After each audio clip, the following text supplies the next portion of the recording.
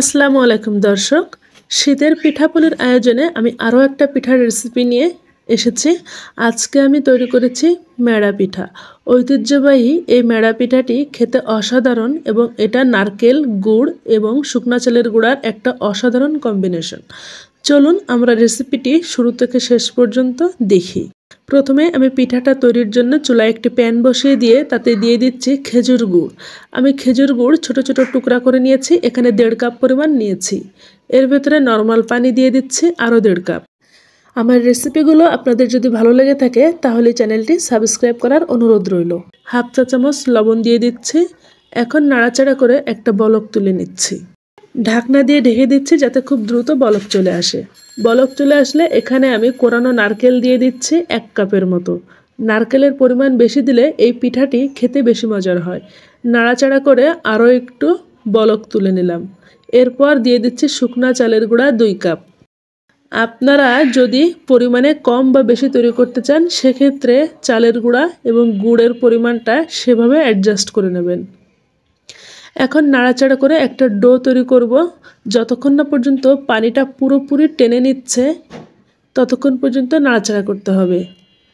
আমি কিছুটা শক্ত করে ডোটা তৈরি করব এবং চালের গুঁড়াটা যাতে পরিপূর্ণ সেদ্ধ হয় এজন্য কিছুক্ষণ নাড়াচাড়া করে নিচ্ছি। যখন এইভাবে দলা পাকিয়ে যাচ্ছে এবং মোটামুটি একটা শক্ত ডো পরিণত হয়েছে তখন চুলা নিভিয়ে এটা আমি একটা প্লেটে নিয়ে নিচ্ছি। ডোটা হালকা একটু ঠান্ডা করে নিয়েছি, পুরোপুরি ঠান্ডা করিনি, গরম আছে। এই পর্যায়ে একটা স্টিলের গ্লাস অথবা বাটি দিয়ে একটু মথে নিতে হবে।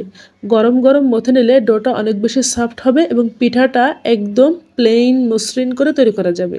হাত দিয়ে ধরার মতো হলে 1 চা চামচ ঘি দিয়ে আমি একটু ময়ান দিয়ে নিয়ে নিচ্ছি। আগে দেখবেন যে কতটুকু ঠান্ডা হয়েছে, এরপর আপনারা হাত দিয়ে মথে নেবেন। ঘিটা দিলে খুব ভালো একটা ফ্লেভার যোগ হয়, আপনারা চাইলে ঘিটা স্কিপ করতে পারেন। আমি 2-3 মিনিট মতো ময়ান দিয়ে নিচ্ছি। ডোটা আমার মথে নেওয়া হয়ে গেছে। এখন আমি এই ডোটা একটা বাটিতে রেখে দেব। একটা ঢাকনা দিয়ে ঢেকে রাখতে হবে পুরাটা সময়, না হলে উপর থেকে শুকিয়ে যাবে এবং পিঠাটায় ফাটল চলে আসবে। এখন আমি হাতটা ধুয়ে নিয়েছি এবং একটু করে এইরকম ডো নিয়ে নিচ্ছি। পিঠাটা তৈরি করা খুবই সহজ, আপনারা ভিডিও খেয়াল করলে বুঝতে পারবেন আমি কিভাবে তৈরি করছি। প্রথমে ডোটা হাতের তালু দিয়ে চেপে চেপে একটু গোল করে নিচ্ছি, এরপর একটা প্লেটের উপর রেখে এইভাবে ঘুরিয়ে ডিজাইন করে নিচ্ছি। মেড়া পিঠা বিভিন্ন ডিজাইনের তৈরি করা যেতে পারে, তবে আমি এইভাবে তৈরি করছি, দেখুন কতটা সুন্দর হয়েছে। এইভাবে আমি আরও একটা পিঠা তৈরি করে দেখাচ্ছি। আপনারা যদি এইভাবে তৈরি না করতে চান তাহলে একদম প্লেন গোল বলের মতো করেও তৈরি করতে পারেন, তাতে স্বাদের কোনো তারতম্য হবে না। এখন আমি এই পিঠাগুলো ভাপ দিয়ে নেব, এজন্য একটা স্টিমার নিয়েছি এবং এতে সামান্য তেল ব্রাশ করে নিয়ে এর উপরে পিঠাগুলো সাজিয়ে নিয়েছি।